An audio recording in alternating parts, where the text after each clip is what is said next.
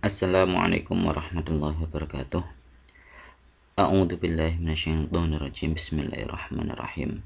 Alhamdulillahilladzi hadana li hadza wa ma kunna linahtadiya laula an hadana. Rabbi shrah li sadri wa yassir li amri wa hlul 'uqdatam min lisani yafqahu qawli. Rabbana iftah bainana wa baina qaumina bil haqqi wa anta khairul fatihin. Pada para mahasiswa yang saya banggakan, dalam kesempatan kali ini saya akan menjelaskan terkait dengan pendekatan antropologi dalam studi fikih dan juga usul fikih tentunya. Oke. Namun sebelumnya mari kita awali pertemuan ini dengan bacaan suratul Fatihah dengan harapan semoga kita semua diberikan kemudahan oleh Allah Subhanahu wa taala dan juga diberikan ilmu yang manfaat dan berkah olehnya. Al-Fatihah. Bismillahirrahmanirrahim. Iya.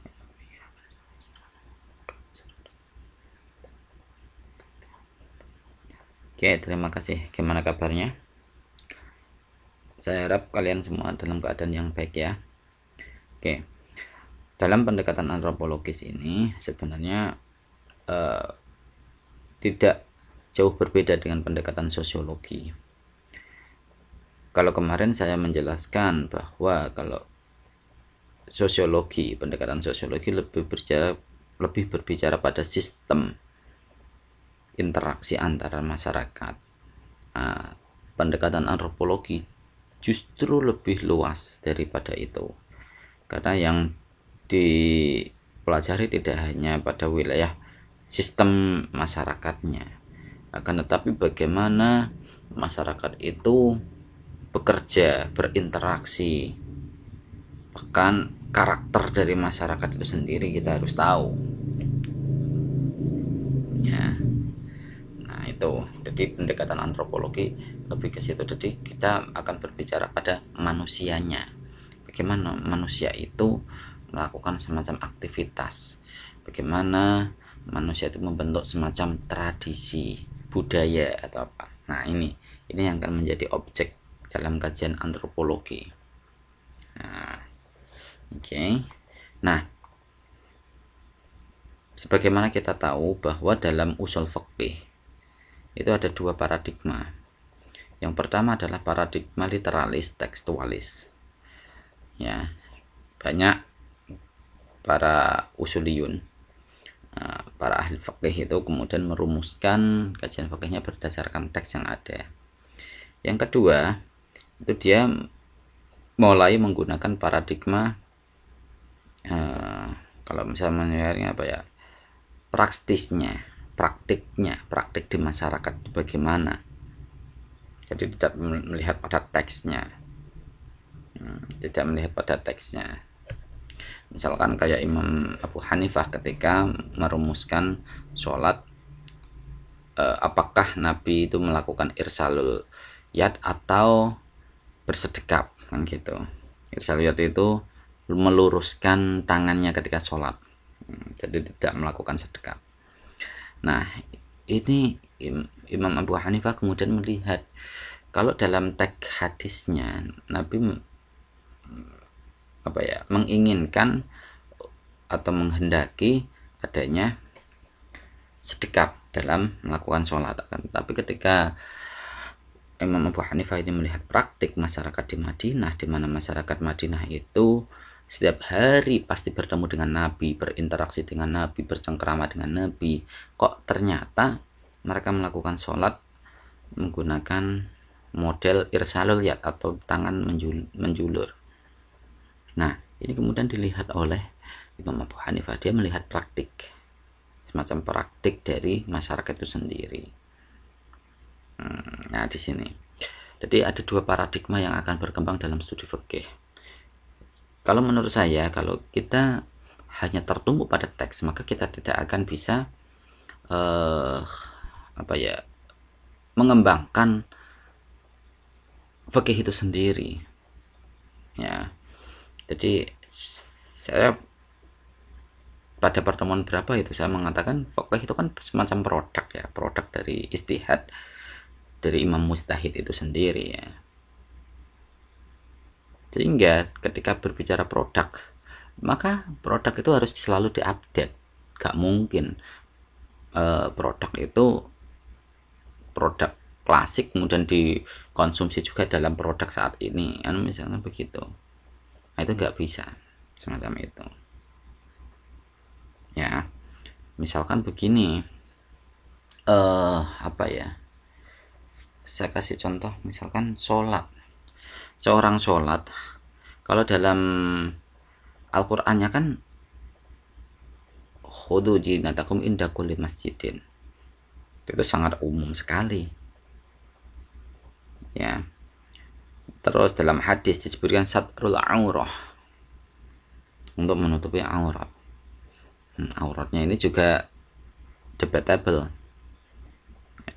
ya. Hanya saja kalau yang paling kuat itu laki-laki itu baina surah warukbah, sementara perempuan jami badanha illa wajiha wa kaffaiha, kan begitu. Nah, di lain tempat di mana kondisinya masih sangat primitif, menutup aurat semacam itu tidak berlaku.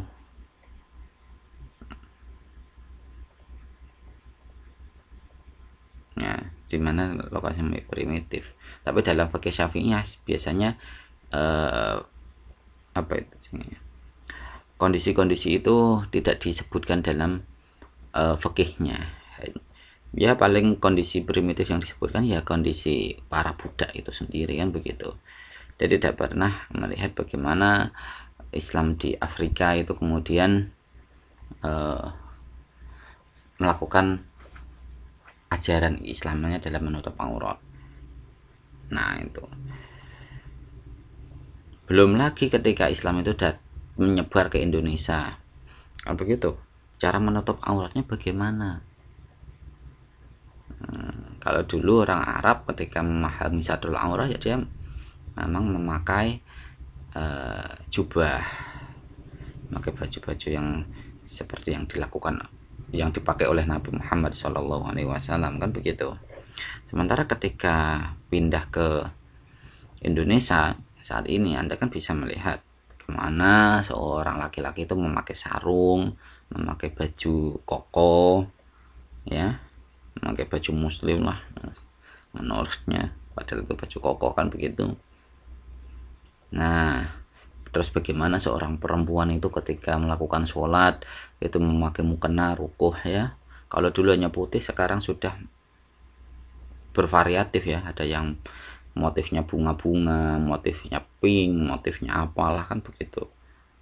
Nah, ini ya, ini tidak ada dalam teks,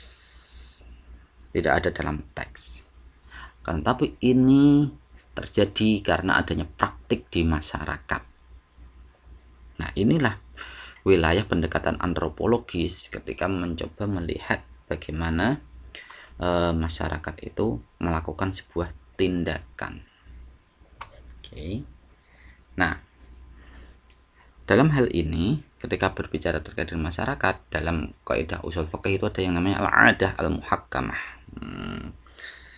Al-adah al-muhakkamah.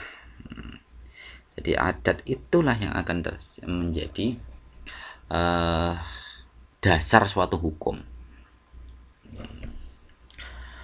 Misalkan siapa ya, saya lupa persisnya, tadi di atas ada At-Tufi itu kan seorang yang sangat liberal dalam usul fikihnya ya. Kalau kita melihat itu dia sangat liberal sekali itu At-Tufi itu. Bahkan dia menyatakan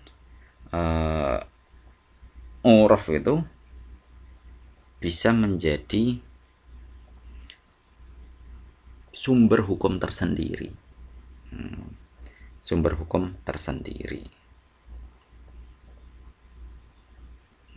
Kalau yang lain kan tidak. Ini At-Tufi ini orang-orang klasik ya, orang-orang yang lama.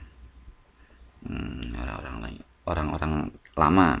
Kalau orang-orang baru ya misalkan ada Nasr Hamid Abu Zaid, ada siapa?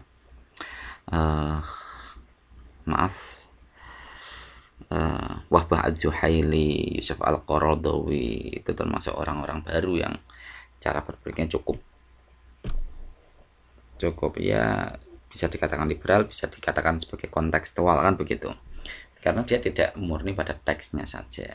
Kalau ada pada teksnya saja nanti semacam kelompok salafis. Kalau tidak ada dalam teks, salah, kan begitu.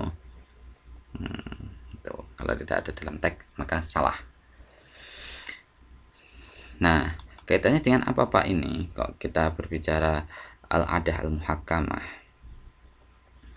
Jadi, ketika saya berbicara al-adah muhakkamah, maka yang akan dilihat adalah praktik masyarakat. Oke, praktik masyarakat. Nah, praktik masyarakat ini yang akan dijadikan dalam rumusan usul fikih itu sendiri. Terkadang praktik di masyarakat ini sejalan dengan nas Al-Quran. Oke, kalau ini nggak bermasalah ya. Atau memang praktik masyarakat ini belum ada yang diatur dalam teks Al-Quran maupun hadis. Ya, contohnya, ketika Imam Syafi'i merumuskan masa haid dan juga masa nifas bagi seseorang perempuan, ini tidak ada dalam Al-Quran maupun hadisnya. Tapi Imam Syafi'i kemudian melakukan uji empiris, ngecek kebiasaan seorang perempuan itu dalam menstruasi itu berapa lama. Kebiasaan seorang perempuan mengalami nifas itu berapa lama. Nah, dari kebiasaan-kebiasaan yang dialami oleh perempuan itulah yang kemudian dijadikan sebagai dasar hukum dalam fikih. Nah, ini yang saya sebut sebagai al-adah al-muhakkam. Ini kan nggak ada, ya, tidak ada dalam teksnya. Atau bahkan al-adah al-muhakkamah ini justru bertentangan dengan narasi Al-Quran. Kalau dalam At-Tufi, dia terkadang dia malah justru jatuh pada istilah apa ya, mulgoh, nganggur, jadi nggak bisa dipakai. Ya bisa dipakai kalau dalam At-Tufi, tapi kalau dalam kajian fikih kontemporer tetap bisa dipakai. Misalkan kayak kasus apa itu, seorang melakukan hubungan badan dengan pasangannya di tengah bulan Ramadan. Itu kalau dalam bahasa fikihnya, ya, itu kan mulai dari memerdekakan budak, ya, kemudian puasa 2 bulan berturut-turut, baru kemudian it'amu sittina miskinan, kan begitu urutannya, begitu. Iya, memang urutan begitu. Kan tetapi ketika mencoba untuk melihat bagaimana narasi teksnya dan bagaimana maslahah yang hendak dicapai, ini kemudian menurut At-Tufi, ya, ini bolehlah memilih mana yang mungkin mereka dapatkan. Awalnya kan begitu, tapi pandangan At-Tufi ini kemudian dibantah habis. Maksudnya gimana Pak itu?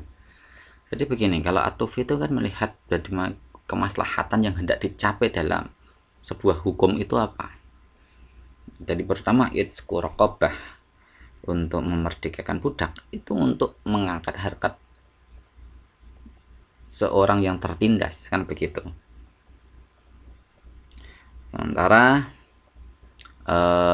untuk memberikan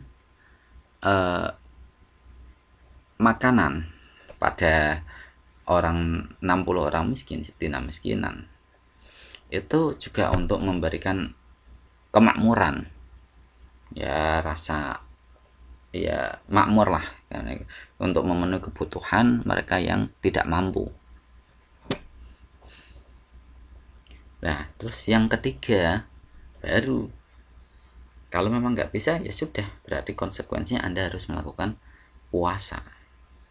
Nah, jadi At-Tufi itu lebih mengedepankan punishment atau hukuman secara sosial terlebih dahulu daripada hukuman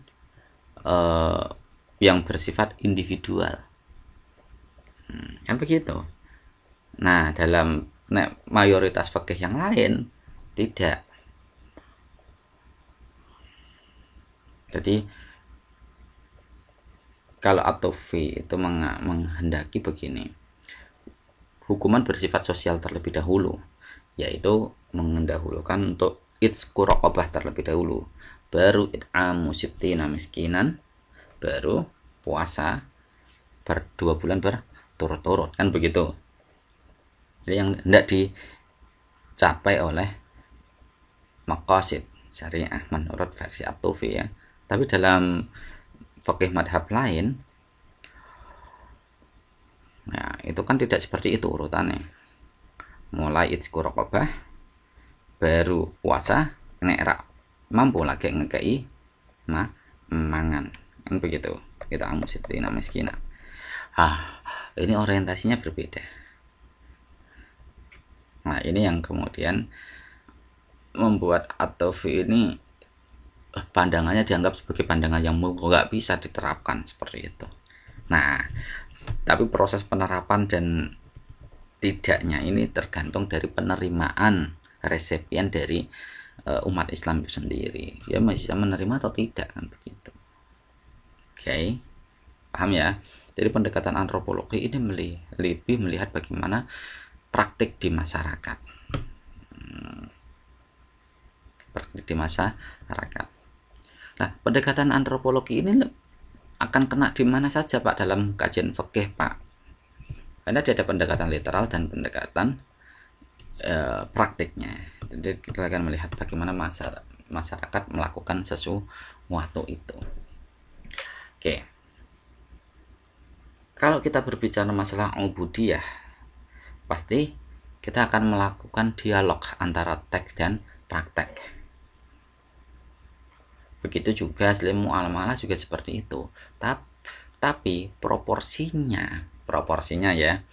Ketika berbicara masalah ubudiyah, itu pendekatan berbasis pada teks itu lebih tinggi. Gak mungkin toh kemudian Anda ketika melakukan sholat itu kemudian menyesuaikan dengan kondisi masyarakat. Masyarakatnya ra iso nggo bahasa Jawa, masyarakat hanya bisanya bahasa Jawa, masa sholatnya ganti nggo bahasa Jawa, kan ra mungkin. Tetap dia akan menggunakan bahasa Arab. Nah, ini masalah ubudiyah itu akan selalu lebih dominan pada tekstualnya. Jadi teksnya bagaimana? Kan begitu. Akan tetapi pada wilayah-wilayah yang berupa praktiknya, nah ini yang kemudian dilihat sesuai dengan kondisi masyarakat. Misalkan nek wong Arab sholat yang nganggo jubah, karena memang budayanya di sana menggunakan itu. Nah, itu kan tetap dalam rangkaian sholat ya, satrul aurah. Jadi prinsipnya dalam agama itu satrul aurah, tapi mempraktikkannya ini loh. Nah, mempraktikkannya ini kalau orang Arab dia harus menyesuaikan dengan budaya Arab. Makanya jubah nek wong Jawa ya nganggo batik, sarung, baju koko atau apalah, kan begitu. Tetapi prinsip dalam agamanya adalah satrul aurah. Nah, ayat Al-Qur'an teksnya memang khudu zinatakum inda kulli masjidin, kan begitu. Jadi sangat umum. Nah, di situ. Terus urut-urutannya piye ning gone Al-Qur'an ya cetha ya, misalkan kaya salat itu dimulai dari kok ning Al-Qur'ane, ning hadise. Nabi kan mengatakan sallu kama ra'aitumuni usolli. Nah, kemudian di hadis-hadis yang lain Nabi menjelaskan bagaimana Nabi melakukan takbir, kan begitu. mulai dari ada niat, ada takbir dan seterusnya. Ini teksnya ada itu. Nah, tapi dalam konteks ini tidak bisa kemudian ya, disesuaikan dengan kondisi masyarakat setempat. Tapi ada yang cukup berani, yang seperti saya singgung di awal tadi, Imam Abu Hanifah. Nah, Imam Abu Hanifah itu cukup berani lah beliau itu. Oke, ini masalah ubudiyah. Apalagi kalau dalam persoalan muamalah. Wah, ini pendekatan yang untuk melihat praktik ini jauh lebih besar. Jauh lebih besar. Bahkan terkadang itu justru melawan teks. Era lebih awal itu sudah sering dilakukan oleh sahabat Umar bin Al-Khattab. Misalkan dalam kasus Umar tidak lagi memberikan zakat kepada mu'alaf. Itu karena Umar mengetahui kondisi mu'alaf saat itu. Mereka sudah militan, mereka sudah kaya-kaya. Maka mereka tidak lagi sebagai asnafus samaniyah. Karena kondisi praktik masyarakat di sana ternyata mu'alafnya sudah pada kaya kan di situ.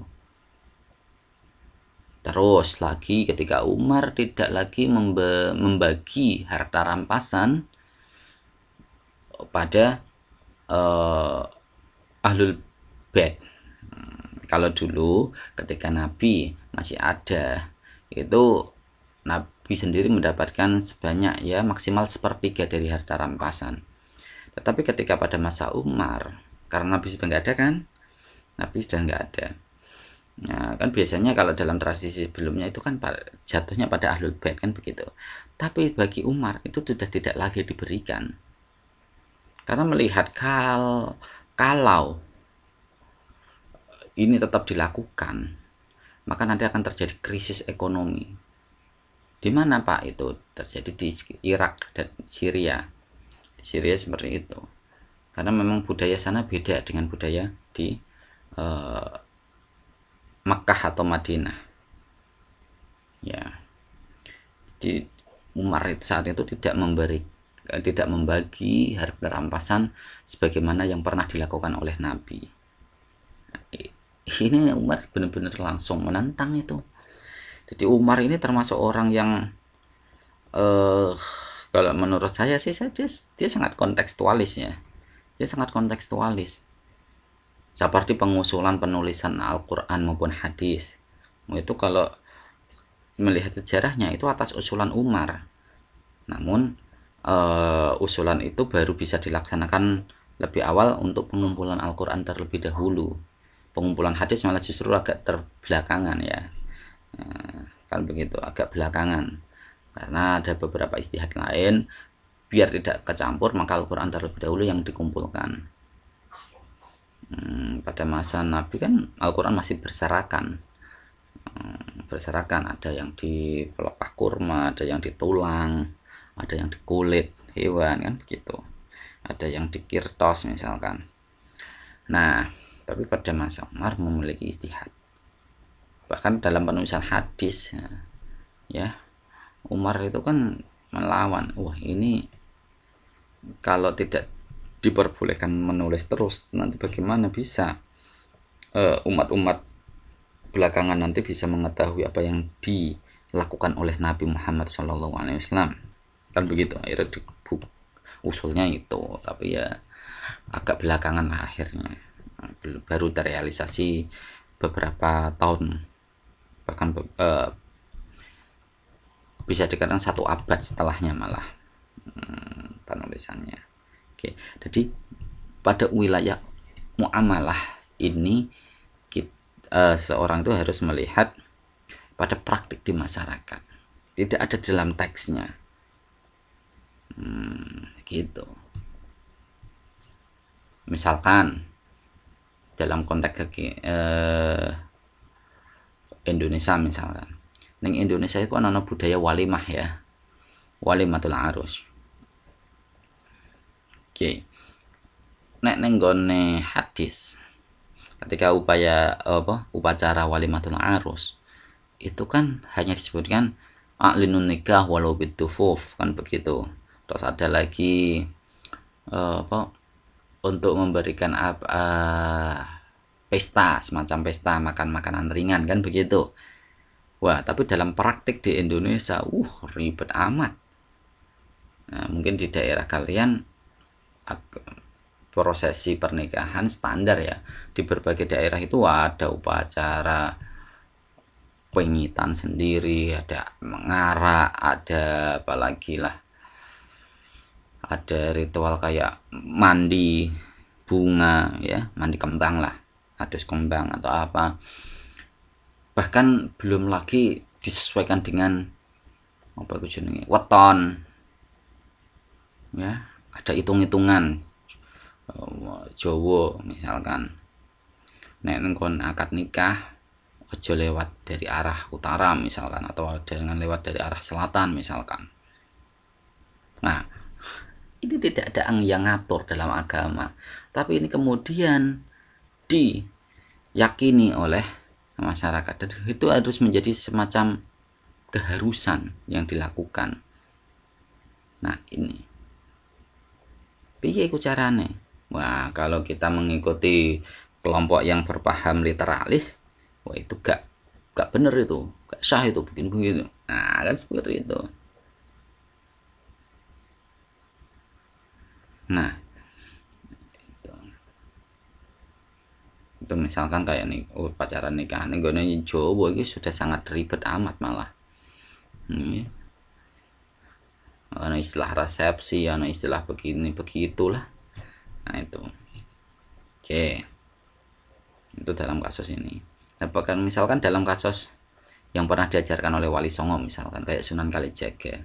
Sunan Kalijaga ketika mengajarkan Islam itu sudah sangat kontekstualis, sudah sangat kontekstual itu ya. Gimana Pak maksudnya kontekstual? Sunan Kalijaga saat itu menyesuaikan dengan kondisi masyarakat. Dalam mengajarkan Islam tidak melulu persoalan ceramah, tidak diceramai, tapi Sunan Kalijaga menggunakan tradisi masyarakat setempat kemudian diubah ya. Misalkan kayak dalam cerita pewayangan ya kan, Sunan Kalijaga mengubah dari kitab Mahabharata. Di situ ada masuklah istilah-istilah baru, misalkan ada Petruk Gareng dan seterusnya ya, diubah. Nah, Petruk Gareng dan seterusnya itu ya, itu kan model ajaran Sunan Kalijaga. Belum lagi misalkan kayak Sunan Kudus ya.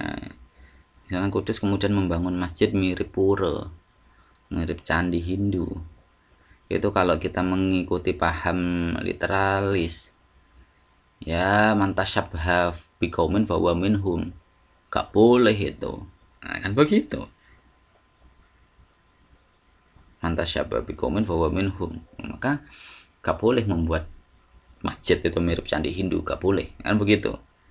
Nah, kalau kita mengikuti madhab literalis. Tapi kan Sunan Kudus ketika saat itu beliau itu mencoba untuk mengkontekstualisasikan dengan tradisi masyarakat setempat.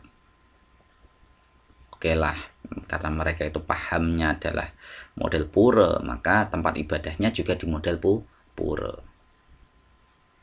Bahkan tempat ngajinya juga menggunakan tajuk. Tajuk itu kan biasanya digunakan oleh orang-orang Hindu untuk belajar ilmu agama mereka. Maka tajuk juga digunakan oleh Sunan Kudus untuk mengajarkan agama.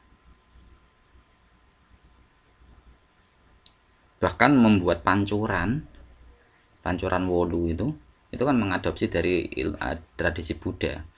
Karena seseorang itu kalau mau suci, bersih dirinya, moksa atau apalah istilahnya, saya nggak tahu persis istilahnya moksa atau itu harus melalui penyucian dari 8 sumber. Nah, kan begitu. Makanya ini apa itu tempat wudhunya di menara itu, kalau yang lama itu masih ada 8 kan, sekitar itu hitungannya loh ya.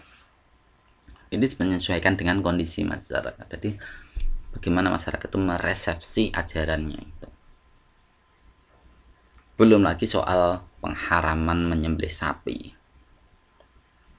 Ini kalau dalam Al-Quran namun hadis ya, sapi itu termasuk hewan yang halal, diperbolehkan yang menyembelihnya sementing atas nama Allah, kan begitu, disembelih menggunakan tata cara Islam, kan begitu. Tetapi oleh Sunan Kudus malah justru diharamkan. Kenapa? Karena Sunan Kudus melihat mayoritas penduduk saat itu Hindu. Nah, ini kalau langsung sembelih mereka tersinggung karena sapi termasuk hewan yang dimuliakan. Nah, inilah yang kemudian dilihat oleh Sunan Kudus dalam aspek antropologis. Jadi hukumnya kemudian dilarang. Itu nyalai aturan itu. Nah, menurut literalis kan begitu. Tapi dalam pendekatan antropologi tidak seperti itu. Yang dilihat adalah praktik masyarakat. Ya, karena dalam usul fikih itu ada yang namanya al-adah al-muhakkamah. Bagaimana praktek masyarakat itu sendiri? Bisa dilakukan nggak kira-kira? Seperti itu. Oke.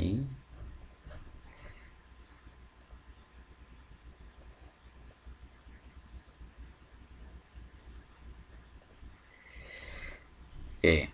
Nah, jadi itu yang berkaitan dengan pendekatan antropologi dalam kajian fikih. Terus caranya bagaimana, Pak? Ya, kita kan kemarin sudah berbicara masalah banyak hal ya. Diantara kita harus mengkomparasikan bagaimana pandangan sana, pandangan sini, pandangan situ, kan begitu. Cara untuk mengetahui antropologi lebih jadi bagaimana Imam Syafi'i ketika masih di Baghdad, bagaimana Imam Syafi'i kemudian ketika sudah pindah ke Mesir, itu kan bagian dari mengkomparasikan sekalipun dalam satu madhab. Nah, ketika kita mengkomparasikan, mau tidak mau kan harus tahu konteks bagaimana masyarakat itu melakukan sebuah tindakan. Nah, itu. Tapi saya tidak mengulang-ulang, itu sajalah ya. Ada beberapa hal-hal yang perlu dikembangkan terlebih dalam. Nah, sekarang alhamdulillah di berbagai ormas di Indonesia, misalkan di NU itu ada lembaga Bahsul Masail. Kalau di Muhammadiyah ada Majelis Narjih. Ya, kalau di Persis ada Dewan Hizbah dan beberapa lah itu mereka kelompok-kelompok itu ya atau lembaga-lembaga itu sudah berupaya untuk melakukan kontekstualisasi hukum Islam untuk menuju pada wilayah istihsan api begitu. Kalau dalam bahasa kekiniannya malah justru lebih berkembang menjadi maqasid syariah gitu.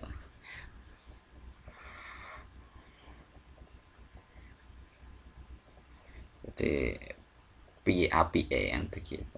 Itu masing-masing kalian bisa melihatlah bagaimana dinamika perkembangan hukum Islam yang dikeluarkan oleh lembaga-lembaga tersebut, baik di lembaga Bahsul Masail, Majelis Tarjih, Dewan Hizbah atau apalah. Itu Anda bisa melihat bagaimana dinamika fatwa yang dikembangkan oleh lembaga-lembaga itu. Itu pastinya sudah sangat kontekstual, disesuaikan dengan kondisi masyarakatnya. Sudah disesuaikan dengan kondisi masyarakat. Masyarakatnya kalau ini diatur kalau ini ra iso. Karena seperti yang saya katakan di awal, itu agama itu piye tau acarane. Agama itu kan sebenarnya kan noto piye apike. Masih ingat ya? Piye apike. Nah, apike ini bisa saja berangkat dari teks, bisa saja berangkat dari yang lain, kan begitu. Kan dalam usul fikih itu banyak sekali ya. Kalau Imam Syafi'i memang hanya ada 4 ya rujukannya. Jadi ketika berbicara masalah misalkan apa itu kasus-kasus yang tidak ada dalam rumusan itu, maka Imam Syafi'i mentok-mentoknya pakai kias. Jadi tidak menggunakan model ihtisan, uraf atau apa. Kalau imam madhab yang lain masih menerima itu, ada uraf, ada istihsan. Tapi kalau menurut saya dalam video yang keberapa itu, saya melihat Imam Syafi'i itu sebenarnya sudah menggunakan model uraf. Dalam uraf. Jadi bagaimana masalah? Tapi dalam formalnya Imam Syafi'i tidak mengatakan itu. Karena Imam Syafi'i hanya mengatakan menggunakan Al-Quran, hadis dan ijma' dan qiyas, hanya itu saja. Jadi semuanya balik-balik ke qiyas terus dan ijma'. Kemendak-mendak di sana tidak ada uraf, tidak ada yang lain. Tapi ketika kita melihat bagaimana dinamika pemikiran Imam Syafi'i dalam qaul jadid dan qaul qadim, sebenarnya Imam Syafi'i sudah menggunakan model-model uraf dan yang lain itu. Gitu, kayak misalkan pembatalan wudu bagi seorang laki-laki dan perempuan non mahram, itu karena problem etika. Karena memang sudah terbiasa toh masyarakat sana itu ketika ketemu cipika-cipiki itu biasa di depan publik, gak etis itu. Akhirnya Imam Syafi'i merumuskan batal lah, gitu. Ibaratnya begitu. Jangan. Nah, begitu. Itu yang dapat saya sampaikan terkait dengan bagaimana pendekatan antropologi itu berjalan. Nanti bisa lebih lanjutnya silahkan Anda baca jurnal yang saya kirimkan ini ya. Nanti silahkan baca lebih lanjut nih. Oke, mari kita akhiri dengan bacaan alhamdulillah bersama. Alhamdulillahirabbil alamin. Akhirul kalam. Wassalamualaikum warahmatullahi wabarakatuh.